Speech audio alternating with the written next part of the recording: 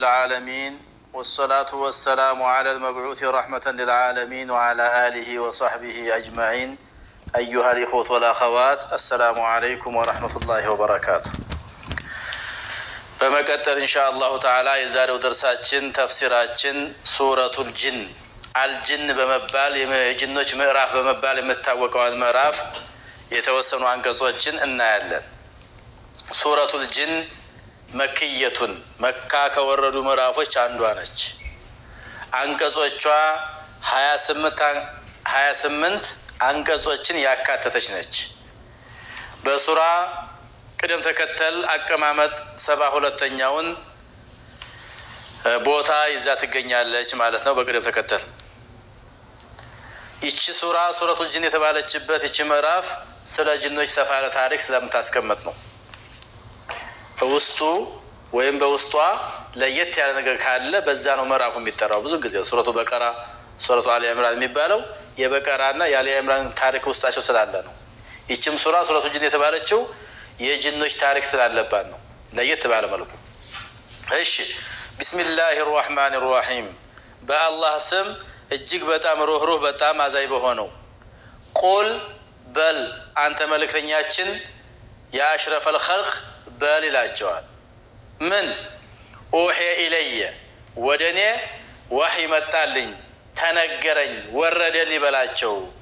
ምን አነሁ እስተመዐ አዳመጠ ማለት ነፈሩን ጭፍሮች ወይም ወገኖች ሚነል ጂኒ ከጋኔን የሆኑ ጭፍሮች ወገኖች አዳመጡ ምንን ቁርአንን ማለት ነው። ከዚያስ ፈቃሉ አሉ ኢና ሰሚዕና እኛ በእርግጥ ሰማን ቁርአንን አጀባ ግሩምና ደናቂ የሆነን ቁርአን ሰማን ብለው ለሌሎች ወገኖቻቸው ተናገሩ።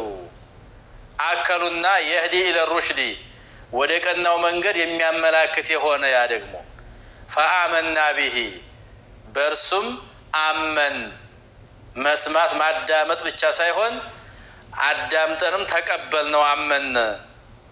አምነን ተቀብለናል አሉ መባል ወደ እኔ ወህይ መጣልኝ ነው። ወለን ኑሽሪከ ቢረቢና አሐዳ ፈጽሞ ከአሁን በኋላ በጌታችን አንድንም ነገር አናጋራም የሚል ቁርጠኛ ውሳኔ መወሰናቸውንም ተነገረኝ ወህይ መጣልኝ።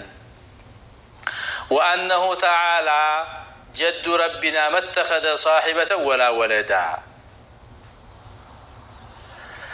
ወአነሁ እነሆም አላሁንም ተዓላ ጀዱ ረቢና የጌታችን ክብርና ልቅና ከፍ አለ ጨመረ። መተኸዘ ሳሒበተን ሚስትን አልያዘም አላህ ወላ ወለዳ ልጅንም አልያዘ ሚስትንም ልጅንም አልያዘም። ሳሒባ ማለት ቃሉ ጓደኛ የሴት ጓደኛ ማለት ነው። ግን ዞሮ ዞሮ ሚስት ለማለት የተፈለገው የኑሮ ጓደኛ ስለሆነች እና አላህ አልያዘም በጭራሽ ሚስት የሚባል የለም ልጅ የሚባል ነገር የለም። ለሚወልድ ወለሚወለድ ነው ማለት ነው።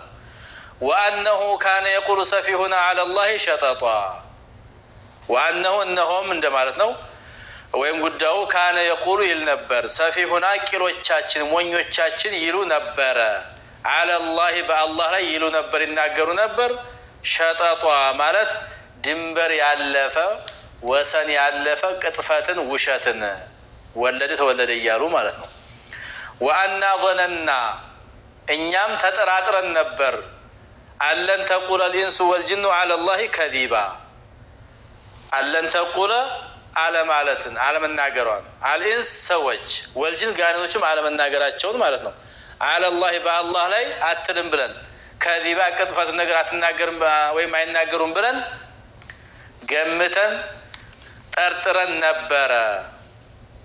ወአነሁ ካነ ሪጃሉን ወአነሁ እነሆም ካነ ሪጃሉ ወንዶች ነበሩ ሚነል ኢንስ ከሰው የሆኑ ወንዶች የዑዙነ የሚጠበቁ ቢሪጃል ሚነል ጂን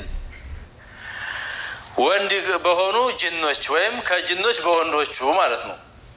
ያም ነገር ደግሞ ፈዛዱሁም ጨመሯቸው በእነሱ መመካታቸውና መጠበቃቸው እሱን አይተው ፈዛዱም ጨመሯቸው። ረሃቃ ማለት ማን ነው ወንጀልን ወይም ረሃቃ ማለት ፍርሃትን ወይም ረሃቃ ማለት ጁርአ ደፋርነትን ወይም ረሃቃ ማለት ኩራትን ተተርጉሟል።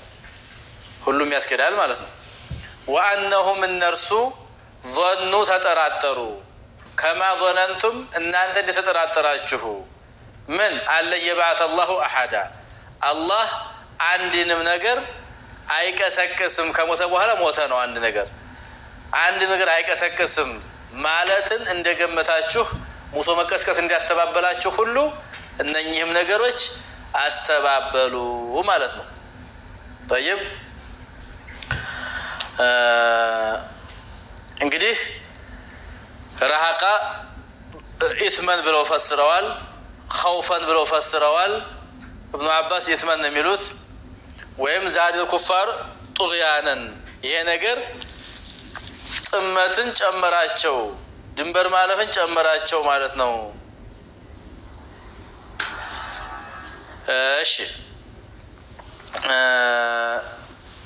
መተኸዘ ሷሒበተን ወላ ወለዳ አላህ ሱብሓነሁ ወተዓላ ሴት የምትባል ወይም ጓደኛ የምትባል ከመያዝ ልጅ ከመያዝ የጸዳና የጠራ ላቅና ከፍ ያለ ነው። ጂኖች ናቸው ወይ ተነዘሀ ረቡ ጀለ ጀላሉ አን ኢትኻዚ ሷሒበቲ ወልወለድ ማለት ጂኖች ከተናገሩት ቃል አንዱ ነው ማለት ነው።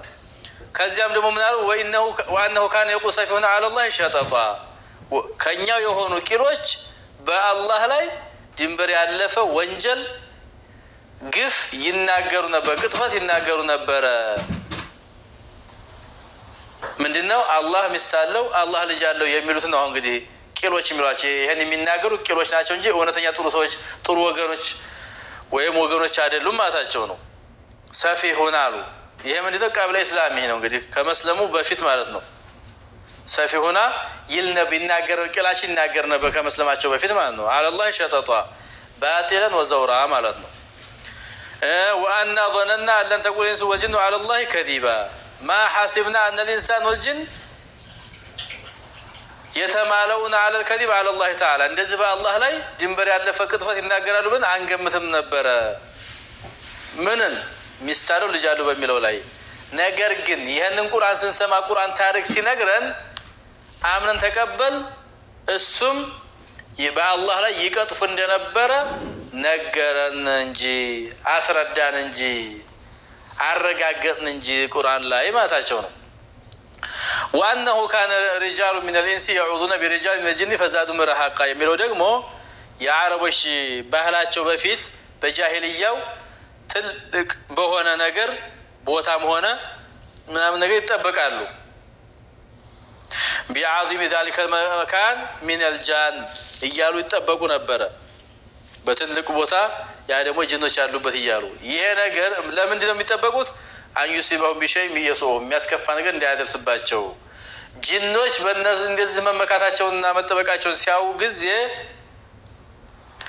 እነዚህ ሰዎች ይህንን ነገር እያደረጉ መጠበቅን በጅኖች መመካትን ሲያዩባቸው ጊዜ ከቶም ጨመሯቸው አለ።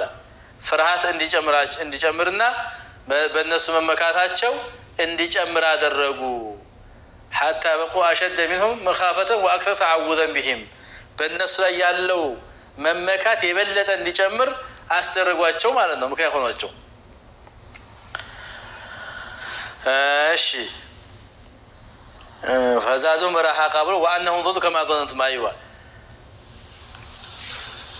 وأنهم ظنوا كما ظننتم أن يبعث الله أحد أي لن يبعث الله بعد هذه المدة رسولا ከዚህ በኋላ መልእክተኛን አይልክልንም ማለትን በረሱል አለ يبعث الله አላህ አይልክም አሐደን አንድንም ምንድነው የማይልከው መልእክተኛን።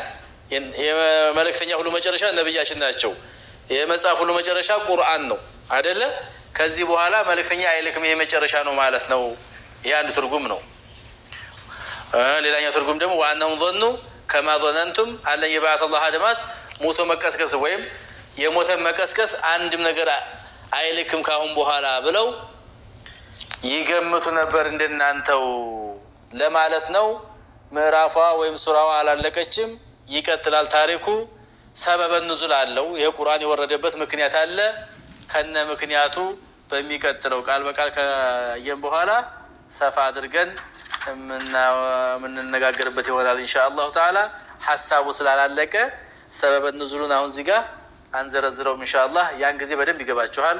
هذا والله أعلم وصلى الله وسلم على نبينا محمد وعلى آله وصحبه أجمعين والسلام عليكم ورحمة الله